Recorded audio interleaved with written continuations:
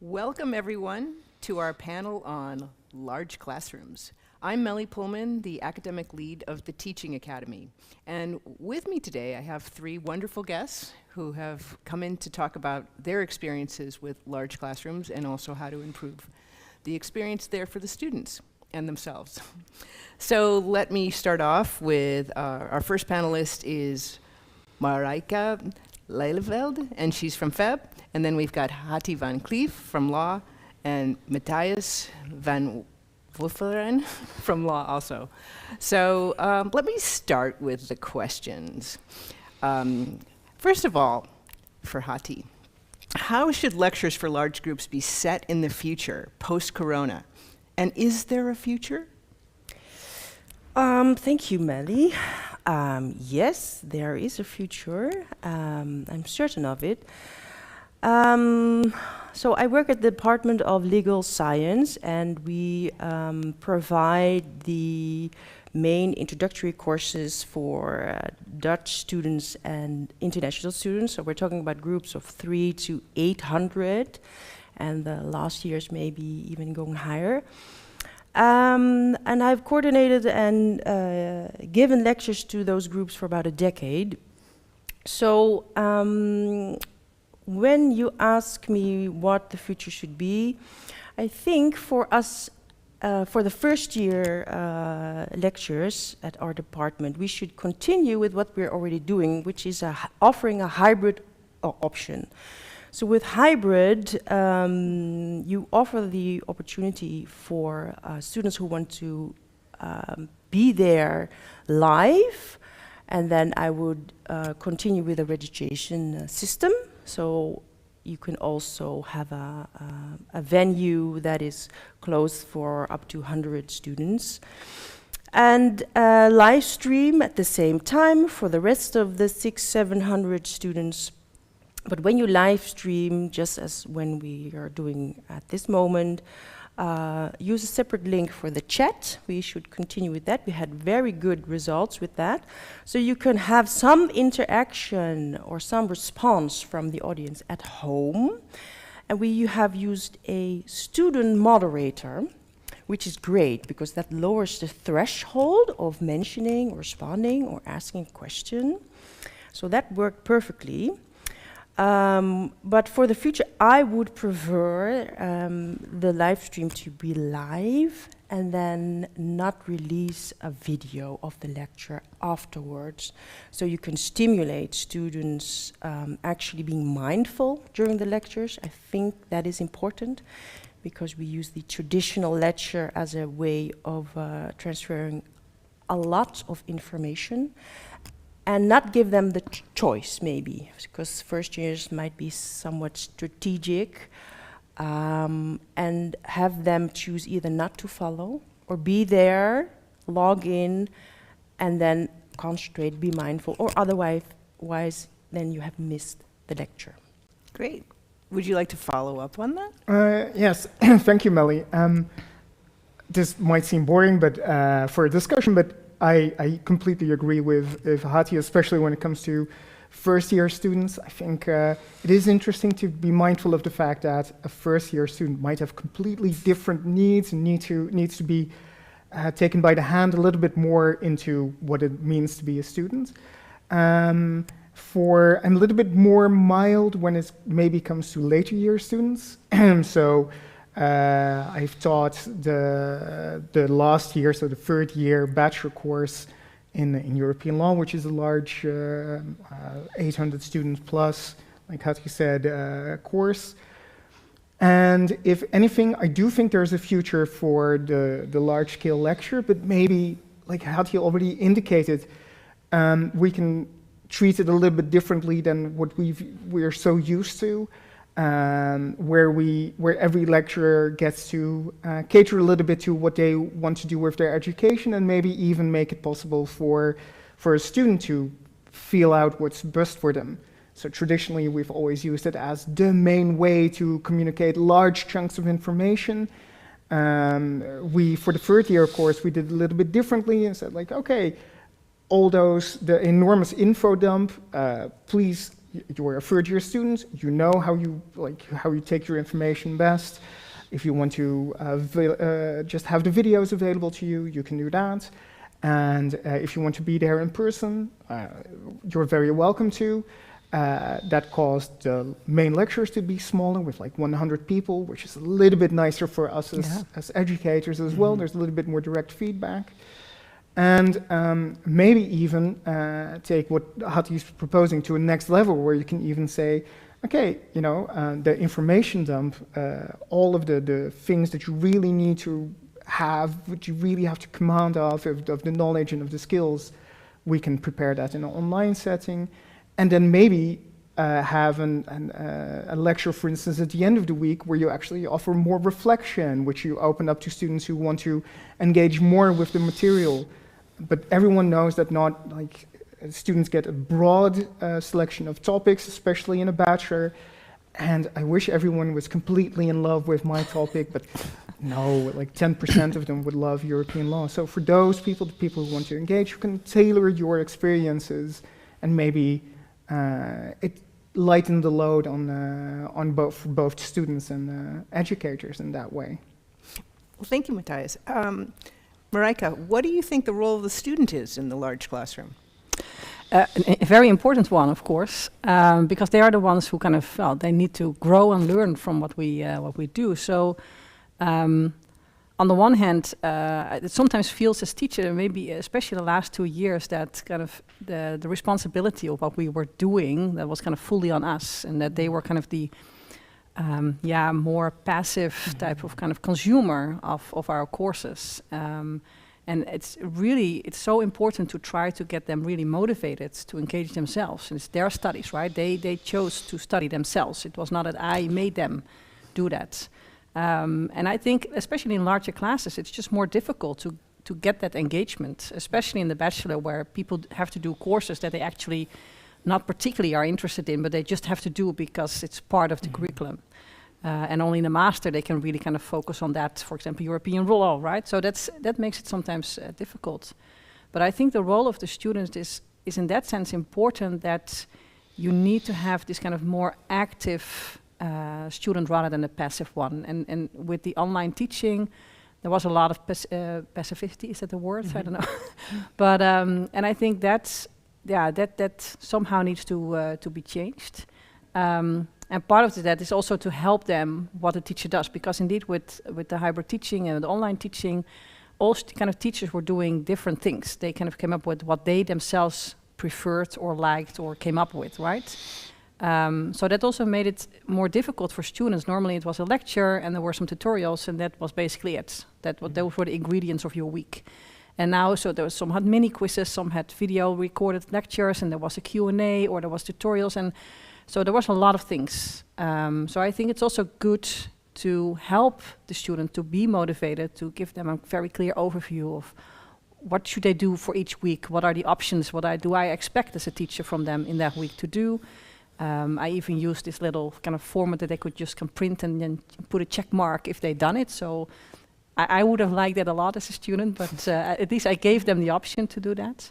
But I think it's the activation, that it's their responsibility to study. And in that sense, I provide them the option to do that, but they have to take that. And that's kind of I think the key role of the students especially in large lectures, because I will never know their names, right? That's just by fact, indeed, 500 or 600 students. I can't even remember the 20 students' assistants' names, right? So I'm just not very good in names, but especially in large classes. So you really have to try to engage them. Even without knowing their names. Well, this kind of gets at a key topic, that, the student responsibility. So in that respect, starting with you again, Hati, should we make the lectures mandatory? Or additionally, if they watch it online, you can see if they actually watched it or not. So you could record if they actually attended. Does this matter? Well, that is a difficult question, of course, and I can only answer that from my perspective, looking at our audience, which are first-year students, and also at law. They're very specific students, because a large part of our group might not be sure whether or not law is actually the study for them. So I actually took physical attendance with really large groups of first-year students. It started out as an experiment. We had a research course in which we taught the method, which is really, really, really important, and the lectures were not really related to the working groups, so that made it even more important. And also we explained the issue of fraud and plagiarism, so really, really important topics. So we made the choice there to make it mandatory and also to enforce for as much as that is possible. It was possible by making them get in line and actually signing off. It is hysterical, of course, and it is a monster measure. But in general, I think if we can make it mandatory in at least intrusive way for students, I would prefer that. By if it's only physical attendance, smaller lectures, then you can swipe your card maybe, and for the larger lectures you can see if they logged in. It doesn't have anything to say, of course, whether or not they actually listened to the whole lecture, but you can have your technicians or your students' assistant analyze that maybe, and then have them sign off at being actually having logged in.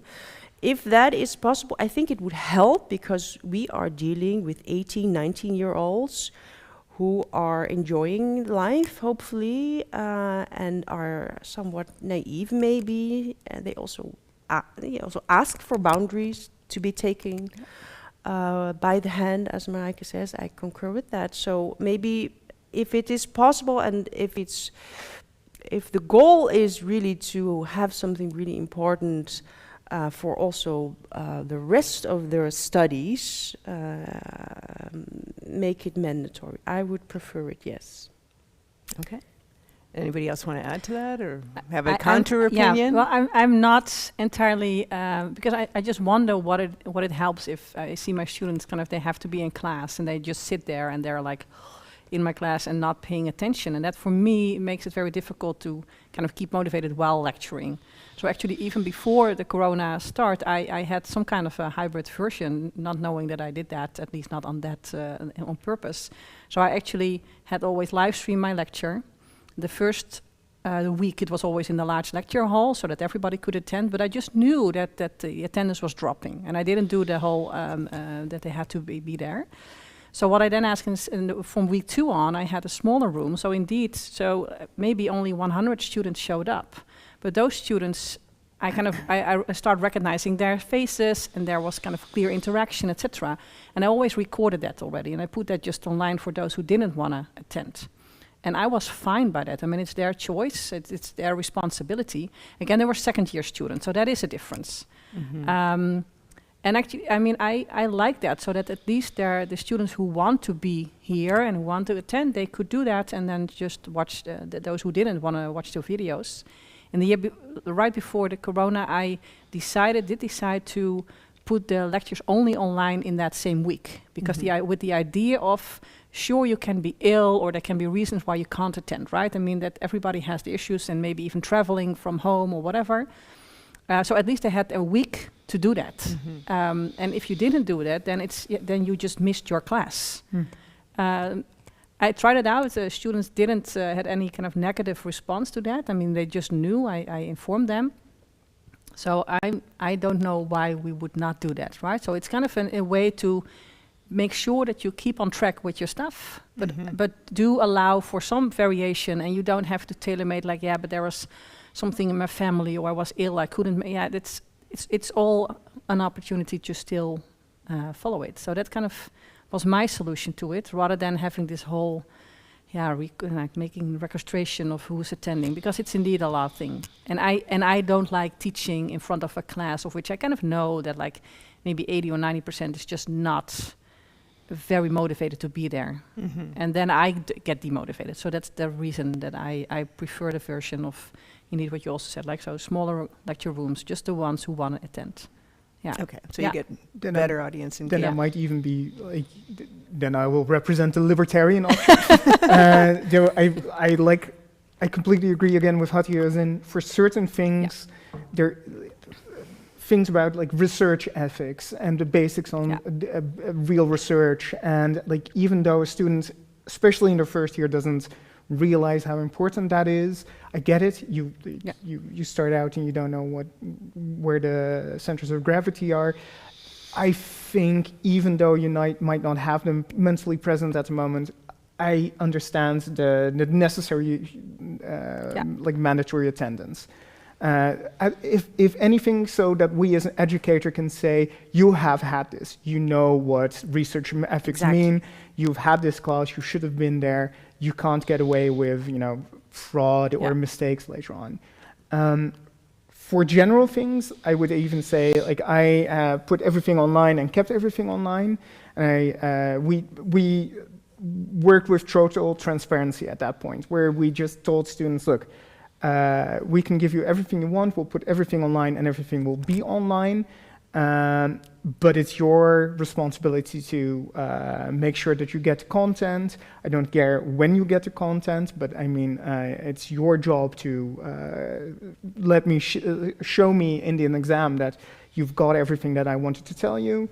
And the same for, like, it's never on its own, right? There's only a couple of courses that don't work with tutorials. So these large-scale groups will always work with tutorials, and there we also said, look, those are not going to be recorded because that's the interaction on a smaller scale. But if you're there, you need to be prepared. You need to have watched the lecture. We don't care when or how or whatever, but you need to be prepared. If not, you're just not welcome. And then you get that selection period quite rapidly, where people who are motivated will be there, and if they're not motivated, then they're not there, and that's fine with me, and they can still get all the information that they need to. Maybe they can do things on their own, which is fine. But you also have people who will make more use of you, will be there in person, will watch the lectures afterwards, will watch them before the exam, be in tutorials. That is fine as well. And there's like 70% will be somewhere in between, which is also fine. And that also made it possible to quickly reacting to something on the screen, like one of the questions in chat. Also made it possible to cater your lectures a little bit more to not all of the information, but like the complex thing that people will struggle with, because you can tell them, look, you've seen the thing online, so now we're going to go a little bit more in depth. And if you haven't seen, sorry, that's your loss. Yeah. But again, I don't think that's like, for first-year students, they need more help. They need a little bit more help and a little bit more structure, even though they themselves often think they don't. Yeah, yeah. Yeah, I was just going to comment on, in the chat, it says some students miss the in-person lectures. One participant mentions that a good lecture can be very useful for complex subjects, which gets into your point. Okay, so I'll just go back to, we'll shift gears a little bit and talk about formative assessment. And again, for Hati, what are the possibilities for formative assessment for large groups? Not to make your life like a complete burden. Well, we've thought about that, of course. I think there is one option we use that might work, but I'm not sure what the students say, because they sometimes have a different perspective. What we do is we have lectures on Mondays, and we have a progress test at the end of the week, Friday afternoon, which they can take at home. It takes about 30 minutes online, and we want them to have their law books present, the literature, and then at that moment test their knowledge and skills, see if the matter has sunk in, practice at that moment specifically, and see how they score. That is a way we give them to monitor their own progress. And of course, because they're first years, we have an incentive by giving them a bonus. It's a complex system, but one of the ways they get the bonus if they actually pass the test. So for instance, if they get 25 multiple choice questions, which are old exam questions from our database, they must pass, have correct 19 or 20 of the 25. So the problem with large groups and formative assessment in this respect is, of course, giving the feedback on an individual level. So what we do is we give feedback on a group level on the lecture Monday morning by talking about the 5 questions they scored the lowest on. And actually, in detail, the lecture goes through those questions. And it's also nice, so you can talk about last week and then make a connection with this week, of course. So we use that. They always want the individual feedback. It's really difficult for them. And no, in an ideal world, we would give them the feedback. So they get the score, but not the feedback. But then it's gone. It's gone, and it's part of our exam. So that's difficult for us. But we try to give a group feedback and also mention to them that this is a way for yourself to measure where you are at that point in the course.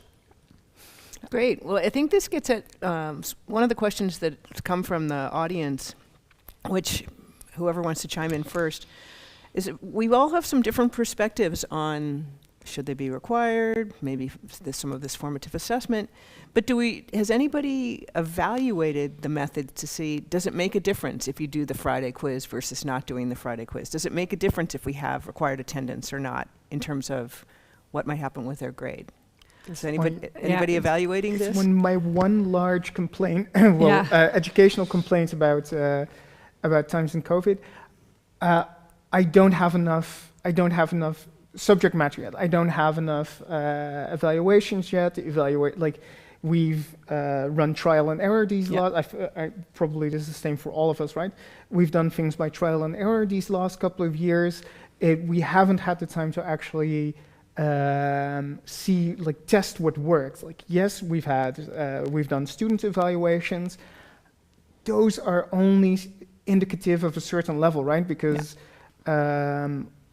like everyone, a student has a certain perspective on how they consume their education and their material, and they don't have any insight into if that would be, like, on a larger scale, the best way of doing things. They don't have comparison material, so you only know if for that student this worked. So I haven't. One of the things that is annoying is at the moment we don't have enough. Just our N isn't large enough to know if, like, what actually works, how many things, like how many new things in hybrid teaching are actually better. I have ideas, and you talk to students and colleagues, and you can see that there's some things have a different energy, some things lead to different results in exams, or you get better rapport with students. But at the moment, that's still pure anecdotal evidence. And the biggest problem is that we changed so much, so you cannot see whether it was because of the quizzes or for my large ethics class, we didn't have a final exam, so there was an assignment. I mean, but there was also that we had mini quizzes each week, indeed, about the content of the course. We created that they had separate individual essays to write, so they had 3 in total. But we gave also feedback on that, so we created a rubric and we discussed afterwards. So they got their feedback on the rubric and therefore their grades, and then we discussed afterwards in a short video explaining what we saw happening and what could be improved to help them to kind of reflect with that on their own assignment and hopefully to better understand why they didn't get a full grade or not a 10 or whatever. But we couldn't give, of course, individual feedback on all 550 students I had in that year. That was just not possible. But there were so many things that I changed that it's just impossible to say, now it's better. I mean, students were very enthusiastic. But then again, they were enthusiastic in the time of COVID. So they were also, they were also saying, we would have loved to have the tutorials just here in the class, and we could really discuss, because online discussion is just very difficult.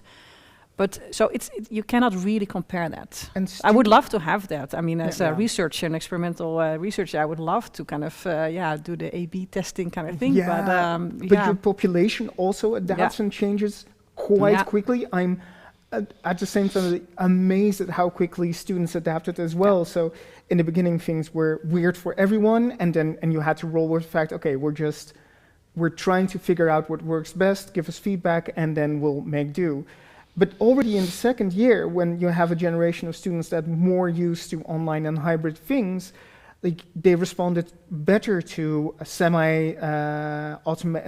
to answer models and rubrics and things like that, because they could work with it, because they've already done it for a year. And with online testing facilities, they could work with it better. And you could see how quickly students adapted to that new reality, which also meant that the validity of my experiences in the first year are nothing compared to the validity of my experiences in the second year. So I have no idea. In a normal situation, I would love to know what actually is going to work best and what would be the outcome. Yeah. And I think it's very hard in your situation if you end up with two groups, the ones that want to come and the ones that want to watch. The ones that want to come may be the eager beavers. Yes, and so there's selection bias, right? Yeah. So, So it's very difficult to test this. Again, I mean, as a scientist, I would love to know. That is kind of what I do for a living. But it's very hard to do that. It's just kind of anecdotal. You can just talk with students. You can talk to people like you, right? So people who have like studied on how to teach.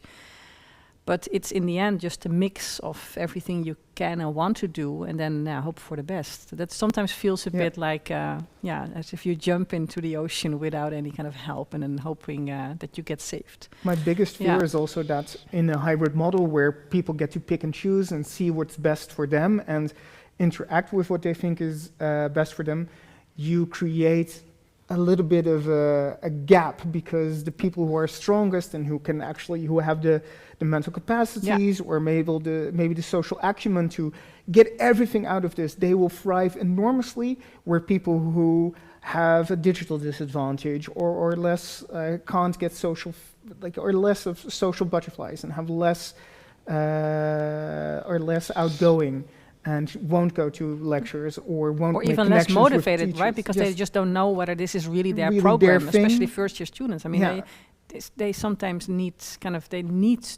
our enthusiasm Exactly. to get motivated, Yeah. and that's sometimes That's difficult. the fear that I Yeah. have. Like on the one hand, it's going to be amazing for people who can make use of everything, but maybe if we do this more in an A/B testing way, there's that fear that you leave a group of students behind who are still perfectly capable, but just don't thrive in that setting. Yeah, good point. Well, let's take another question from the virtual audience. Have you considered automated feedback or model answer to give personal feedback based on answers they've given? So some sort of automated feedback? Or Yes. Does everybody understand the question? Yeah. Or would they like to rephrase it? Yes, but the same problem arises. Then the question and the feedback, the correct answer is out there, and they put it in Studio Snell or whatever, and in all their app groups, they have Excel document sheets they share together. It's what we hear. So when it's part of the exam, then you give away basically the points you can get through the bonus. So that is really a big problem. We would love to give the individual feedback on the practice test. And of course, the model answers after an exam are always given nowadays, I think. So that is already out there. But for example, the assignment, so they have to write an assignment and an essay on why a certain theory kind of holds and why it's not. So it's really about argumentation, etc. I mean, that's kind of probably also the type of essays that you need at law. It's very difficult to kind of make that automated, right? So I would love, I mean, some colleagues of mine are trying now to kind of see, but they are more like on the statistical thing. So they're kind of more on the analysis and with numbers and whatever. So it's easier to also detect the correct answer, etc. But in a good argumentation, I don't know yet of any program who could say, well, this is a strong argumentation versus this is a weak one. I mean, I don't know it yet. I would love to have it. So our alternative was indeed to kind of create these rubrics and to explain like on what dimensions we check. see what kind of what steps there are, and then to explain afterwards as well.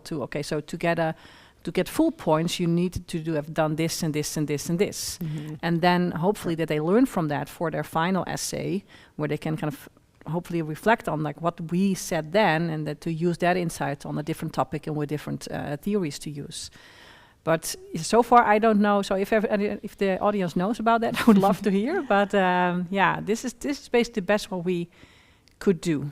Yeah. Okay. And rubrics already help a lot. So I know that Yeah. Hati and I both make use of rubrics quite, even before COVID, we usually... Forms. Yeah. Yeah. And I don't know if you've also had this, but I've run into colleagues who said, okay, nice that you guys work with rubrics, but now I also need to work with rubrics because Yeah. it does, Yes, it's you the set best the thing that standard. you have, and Yeah. it really does work. Students do get an overview of, okay, so this is what I Yeah. needed. Yes, it's more work in the beginning, but it clearly works for students who already know what they, like they have the knowledge, but they want to know how to apply it and how to structure things and like actually bring it to life. It's the best tool that we Yeah. have at the moment. Yeah. But that's not the answer, of course. That No, is it's a the model. way of Yeah. answering, I would say, yeah. Okay, so let's get into getting students to participate in the lecture. How do we activate them? So we have a question, do we need to teach students how to productively participate in the lecture? They may not know how to ask questions. Yeah. Yes is the yeah. answer? Yes, yeah. I mean, I do think so, because I remember myself being a first-year student in a psychology class, also a large group, and I mean, it's kind of so overwhelming. I was a first-generation student, had no idea what was going on, basically, and what the protocol was, if there was any. And you just sit down, and there was this person kind of talking for 2 times 45 minutes, and you were taking notes, and that was it. So that was kind of my idea. And now, as a teacher, I mean, I would love to have students asking questions or indicate when I'm saying something that they don't understand. But I think it's kind of the hurdle that's quite high, especially in like the larger the group. The people are, I vividly remember myself asking in a second year class on statistics, which is not the course that everybody likes. And I actually understood it. So I was very eager. And I was like, okay, so I asked the question like, hey, but there's this little dot on your figure, and I don't understand, because according to your explanation, it should be over there, right? And I just heard the group after behind me, like thinking what she actually understands, what he's talking about. But I also felt a bit awkward by kind of asking that, and I was correct, by the way, so that was nice. But the hurdle to raise your hand and to say that you don't understand something. I mean, you can also ask a very stupid question and you don't want to be perceived stupid. So I think that's a very difficult step. So to learn that you can just ask questions, or to maybe provide another way of asking questions, maybe even via a chat, right? So that I can see it like we have now, right? So that we can see questions coming in, but it's not, you cannot identify the person who asked the questions. I think we can definitely kind of try to kind of boost that, especially if it's live lectures, even it's online or offline. But I think that would be a way to do it. But I think we should explain to students in the first start, like, this is what studying is, and you're perfectly allowed to ask questions. And we love that. Actually, at least I like it a lot if they ask the questions. Okay, so But they need to know it, right? That's okay. Yeah. They need encouragement. Yeah. Can I chime in here? Yes. I think that's very interesting. So I think on the one hand, yes, we want to send the message to students what you think of us, what we if we get our message across is important. So in the chat, or either live or afterwards via email or during the break, approach us. I think that message is important.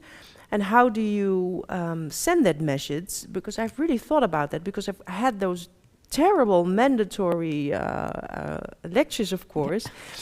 And I think what we can do is not only say, but also, try to balance what is really necessary, so the heavy stuff, with some light stuff. So I use a lot of memes, for instance, or jokes, or something, that relevates the situation, something light.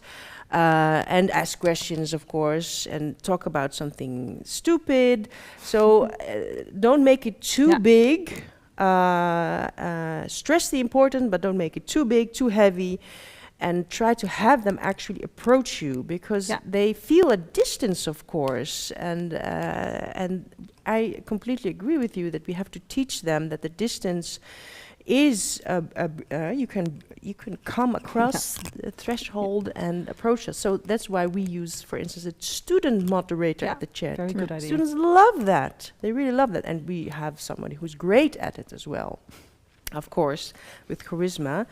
But on the other hand, I am a bit careful with making large lectures too interactive. So questions, the audience is our control mechanism, but I find it difficult to have real interaction, because for us, the main goal is, to have the transference of large amounts of information, and then interactive ways other than asking questions is a bit difficult for our department, at least. Yeah. But I think that maybe also correlates with, and if I'm completely honest, we are all of a certain generation, so it's clear that we already have a different outlook on this.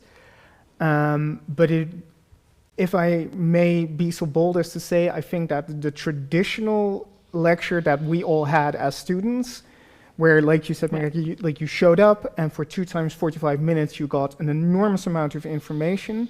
And you can see that now also in students' responses, that's now becoming more and more of a thing they are aware of themselves.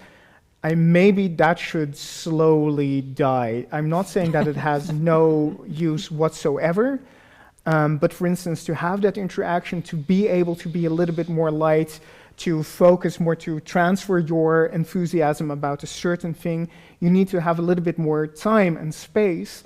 And all of us know that it's so difficult to, in those 2 or 4 hours a week that you have, cram everything that you want to tell the students for the material for that week. And there's also a lot of pressure on students to, here is all that material that you need to compress within 7 weeks, and I want to get all of that out of you in the end. Mm-hmm. If anything, I think and hope that the whole hybrid thing makes it possible for us to actually give an interesting lecture on something that we actually have passion about, and to be able to tell them, look, for the large amount of information, there's a book where I can make tutorials, or we can have a Q&A session, all of these things are possible, and to rejigger the main lecture to something that you can actually trigger people with, make them interested in something, carry them across the gap and have them actually interact. But if I have 2 times 45 minutes to cram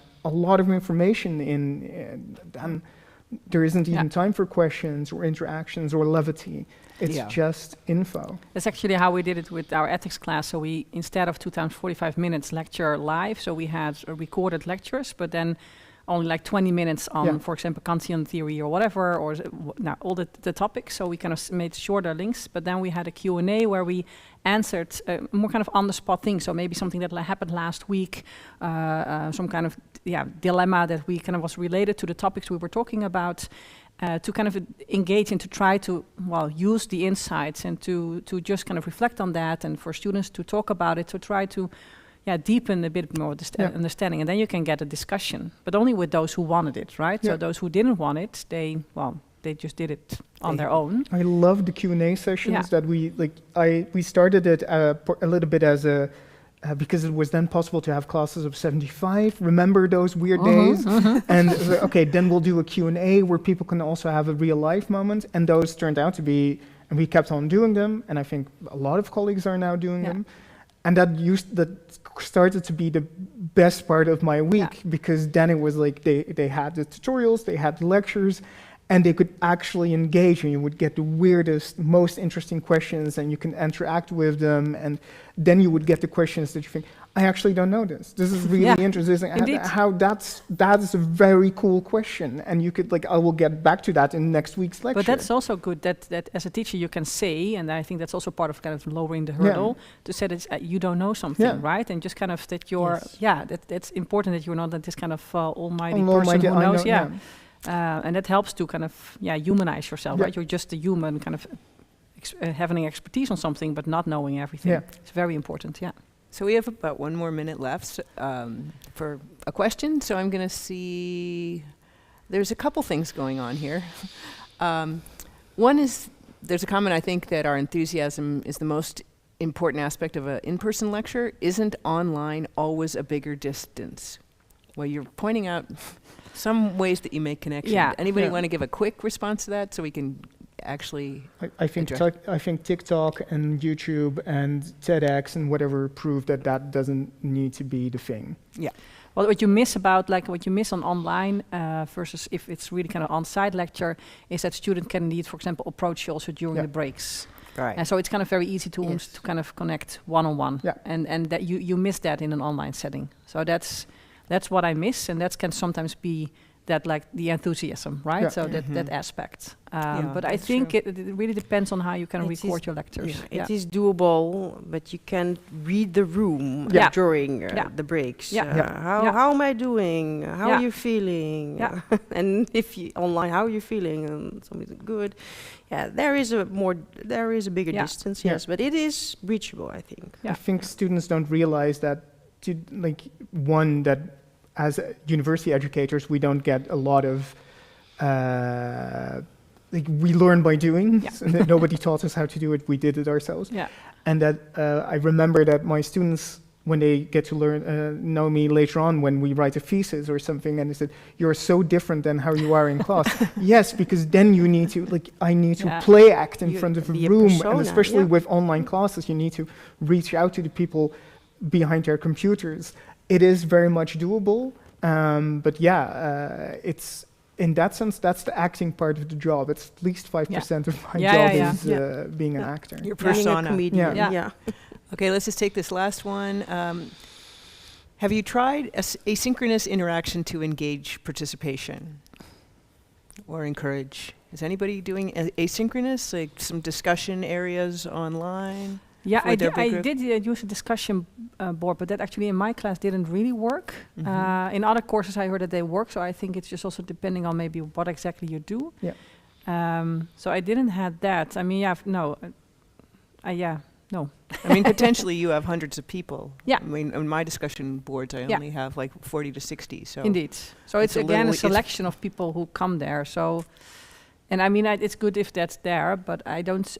For me, kind of there weren't big questions asked there that I didn't get via other kind of routes. So yeah. Mhm. Yeah, I also think it's part of culture or something. We tried it as well in the beginning, and it didn't work. And then if you ask people why, the people who wanted to make use of those methods, they said, yeah, but then I can just ask you or Yeah. come to a certain online session or like. It's something that I would like to see how it would work and why does it work for certain, like it works for certain MOOCs or for Khan Academy. Mhm. So there's no reason why it wouldn't work in this setting, but I think the fact that people can still reach us or, find us or find a different, like in a tutorial setting or whatever, Yeah. it didn't really... But to learn from each other, so I had a colleague who was again teaching on programming Yeah. statistical things, and they were actually discussion board help. Not only that he answered, he only checked once every 2 or 3 days, but the students themselves were helping each other a lot, Yeah, and that was perfect because Yeah. then I mean that's the way you want to have it. yeah, But in these, in most cases, my case, you're probably experienced as well. It's more that the only person who can answer the questions is the Is the- teacher, yeah, and then it doesn't exactly. really help, yeah. right? I And it think doesn't that's the add thing, value. Yeah. Yeah. Well, great. I think that you all have provided some amazing answers and also questions, since you provided some questions also. And I really appreciate the audience giving us some questions too, because I think that you kind of stayed on topics that you are interested in and built on what we saw here. But I really want to thank my guests for coming here today. It's really helpful, and I appreciate your contribution to the Education Festival. And it's nice to have representation from the big faculties that have huge classrooms, because a lot of times we have people that have smaller classrooms, which is a totally different experience, as we know. But thank you, everyone, for coming to our session, and I look forward to seeing you in more sessions.